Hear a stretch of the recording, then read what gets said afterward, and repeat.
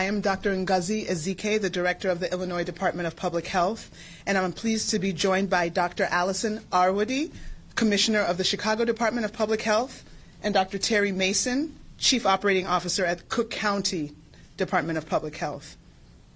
Today, the CDC, the Illinois Department of Public Health, Cook County Department of Public Health, and the Chicago Department of Health are confirming the second case of novel coronavirus here in Illinois. I want to start by saying that the risk to the general public remains low. The second case is a Chicago man and is the husband of the first confirmed case in Illinois, a woman in her 60s who returned from Wuhan, China on January 13th.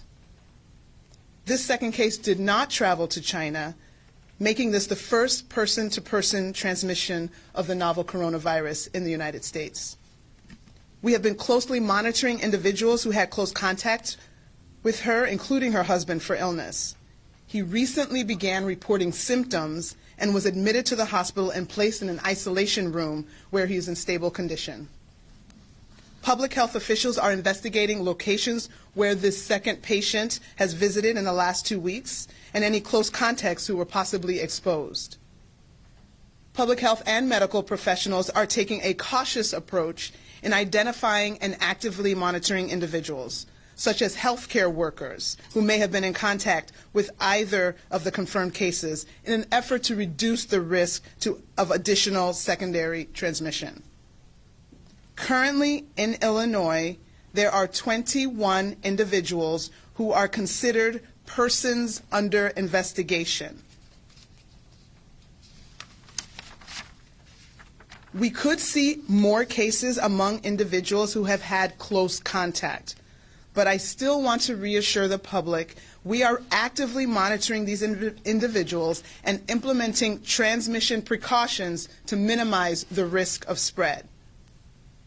Again, the risk to the general public in Illinois remains low. This person-to-person spread was between two very close contacts, a husband and wife. The virus is not spreading widely across the community at this time. We are not recommending people in the general public take additional precautions, such as canceling activities or avoiding going out of their homes. The Illinois Department of Public Health will continue to partner with the CDC, who has a team on site in Illinois. We will continue to partner with our local public health partners as we continue our aggressive response effort to minimize transmission. And with that, I will turn it over to Chicago Department of Public Health Commissioner, Dr. Allison Arwady. Thank you, Dr. Ezike, and good morning, everyone. I'm Dr. Allison Arwady, the Commissioner at the Chicago Department of Public Health. I'm really here to provide some local context and then to be able to answer your questions. So this news today is really a continuation of the news we announced last week when we shared information about the first confirmed case in Illinois in a woman in her 60s who had recently traveled to Wuhan. That first case patient is doing well. She remains hospitalized and in isolation primarily for infection control. Our newly confirmed patient is a man in his 60s, as you heard, the husband of our first confirmed case.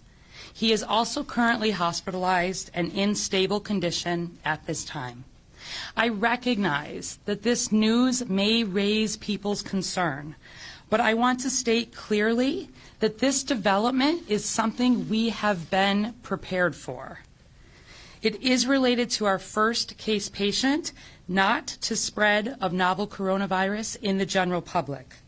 We do not have sign of spread in the general public at this time, and there is no local emergency. We know coronaviruses are most likely to spread through close personal contact, and we know that this new patient had close contact with his wife after she began to develop symptoms. So it's not totally unexpected that he acquired the virus. This is exactly why public health has been monitoring him closely and why we monitor any close contacts of confirmed cases. Public health has tried and true ways of preventing the spread of disease. We use the same approach whether we are investigating a case of measles, of tuberculosis, or of novel coronavirus. First, we focus on education. We work quickly to educate the public and our healthcare providers about a disease, its risk factors, its symptoms, and we update that guidance to make sure that especially our health providers have the most up-to-date information. This has been going very well in the Chicago area and around the state. We have high awareness in the clinical setting locally, and I want to thank the many healthcare providers who have been reaching out to public health with questions or to discuss individuals with recent travel to China. Secondly, we focus on the clinical care of case patients. When we identify a case, we coordinate with the healthcare system to diagnose and treat the patient and to ensure the patient is in a setting where the risk of spreading infection is as low as possible. This new case patient has been admitted to the hospital. He's receiving excellent clinical care in an appropriate setting for infection control. And I want to thank again the many healthcare workers who have been working diligently to ensure excellent patient care and strong social support for this family, as well as the close attention to infection control practices.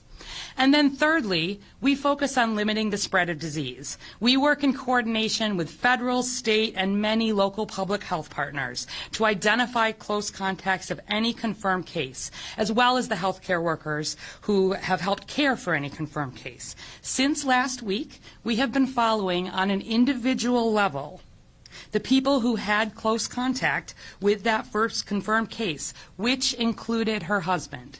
We have also been following the healthcare workers who have been caring for that first case. We assess these contacts, continue to follow up with each contact every day to monitor for any new symptoms. CDC believes at this time that it takes between 2 and 14 days to develop symptoms of novel coronavirus after being exposed to and infected with the virus. So if a contact does develop new symptoms within this 14-day period, we work quickly to isolate the contact and coordinate testing. This standard public health approach is the CDC recommendation, and it is how our case patient was identified. He was being actively monitored by public health to see whether he would develop symptoms, and he was being tested proactively as a very close contact to our first confirmed case. Now that his test is positive for novel coronavirus, we will ensure appropriate follow-up with his close contacts, just as we did for his wife. I want you to know that this new patient has been extremely helpful in sharing the details of his activities and contacts.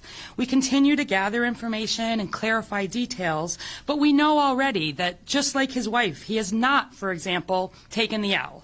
He has not attended any large gatherings. So let me reiterate in closing, echoing Dr. Ezike, this news does not change risk to the general public nationally, across Illinois, or in the Chicago area. It's not a local emergency. As I've said before, we take emerging viruses very seriously. There are still many unanswered questions about this novel virus, and that's why we're pleased to have CDC on the ground really helping as part of this investigation. But I can reassure you that even with this news, the health to the general public from novel coronavirus remains low at this time. Chicago and Illinois have been building our public health preparedness systems for years.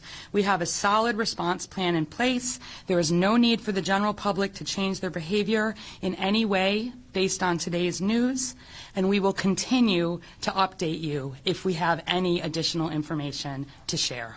With that, I would be happy to take questions. So unless you put in isolation, and can you confirm if you took a flight to Cleveland as recently as this week? Has he been going to work? So I can confirm that the patient was placed into isolation on the day that he developed symptoms, in line with CDC guidance. When was that? That was 2 days ago. Is isolation the same as quarantine, or just another terminology? Yeah, thanks for asking that question. It's a great question. So isolation actually refers to putting individuals into a setting where they are unlikely to transmit disease when they themselves may have symptoms. Quarantine actually refers to taking healthy individuals and restricting their movement in some way. So at this point, the individuals that we are talking about, who the close contacts, persons under investigation who might have even mild symptoms, are in isolation. Some of what China is doing, where they are thinking about restricting movements of individuals who are not ill, gets closer to the quarantine side. So you mentioned that he was already being observed because of his wife. So did he self-report his condition, or was it kind of very obvious? Yeah, that's a great question, too. So what we do in public health is, first of all, work really hard to get a clear assessment of the persons who could potentially be at risk of spread for this patient. So that includes his close contacts. Certainly out of an abundance of caution, we also monitor healthcare workers. We then really work to follow these patients carefully. Every day, sometimes multiple times a day, depending on the situation, we're following up with this patient, asking very specific, well, not just this patient, with any of the close contacts, asking whether people have fever, asking whether they have any new respiratory symptoms, assessing whether there needs to be any concern for potential risk of spread. The way this patient was identified was through our standard public health procedures, and we moved to put him in isolation in the hospital, absolutely according to our protocols. At that point, this man was being monitored because he'd been exposed to the woman who tested positive. So had his test results come back already from the CDC, or did you just find out about him because he self-reported his symptoms? So we've been proactively testing individuals who have been in contact with the case. We received the first test result back just last night from CDC. So that's and just for some context, and again, there can be a lot of terms here, right? We're talking patients under investigation. We're talking contacts. I want to be really clear that when we have a confirmed case, that means that we have a reported positive result from the CDC lab, and so we received that lab result last night, but the patient was already in isolation because he had developed symptoms. You knew that his wife had been taken to his wife had been put into quarantine last week, during which the CDC was testing him.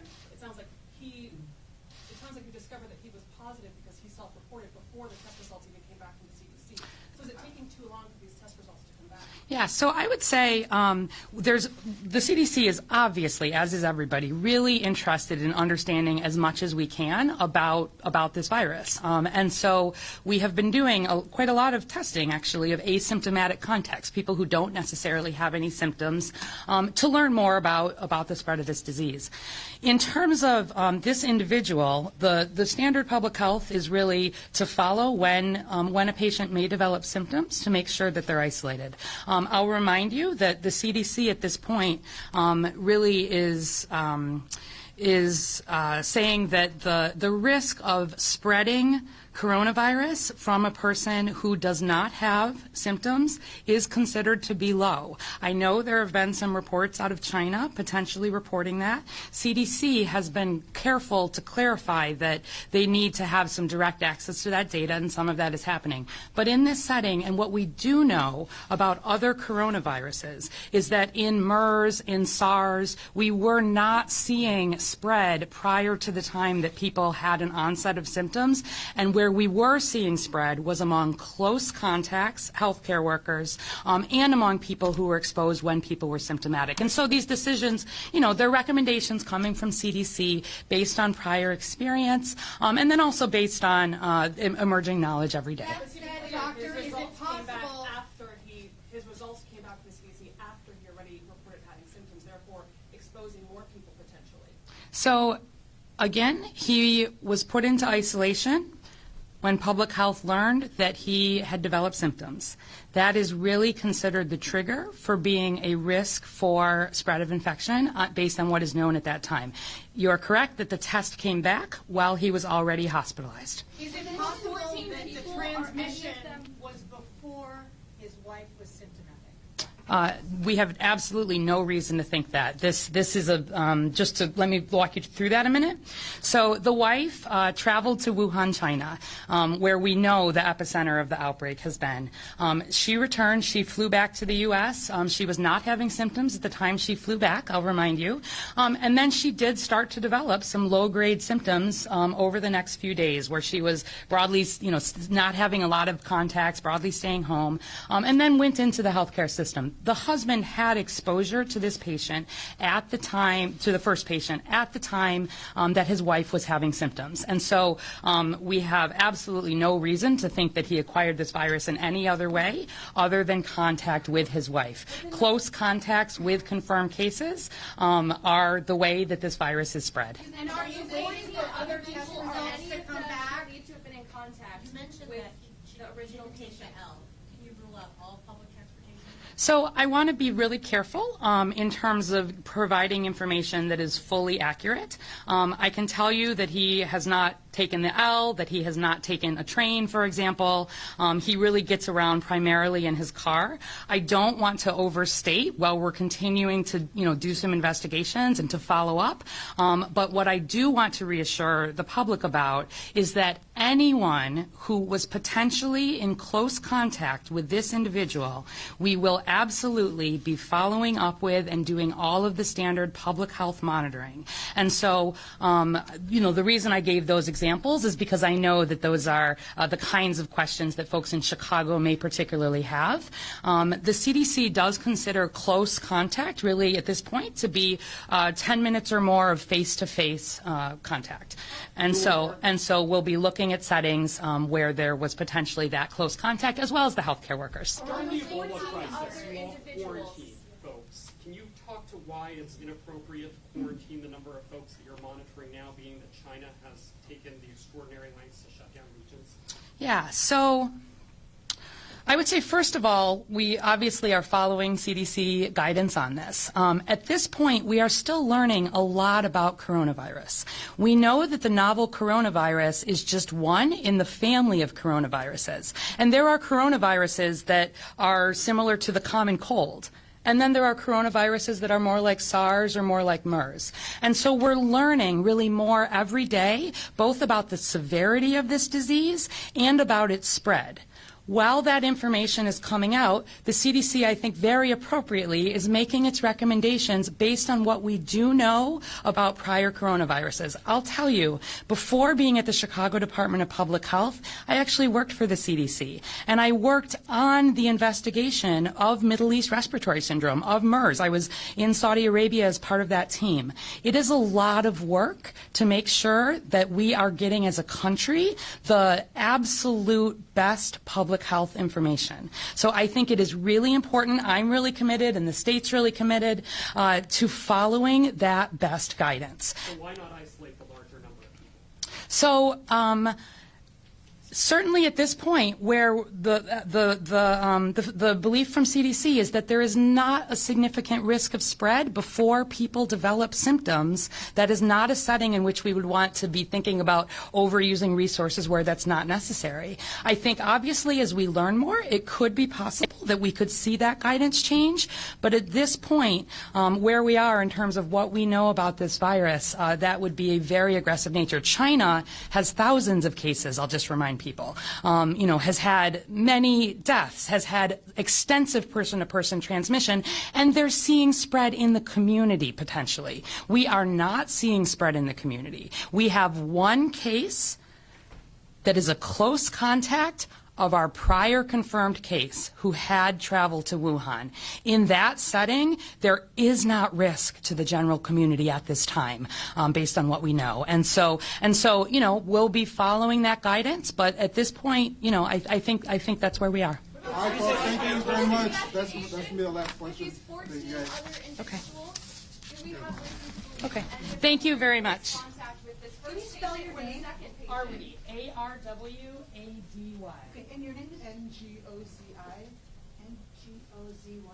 I.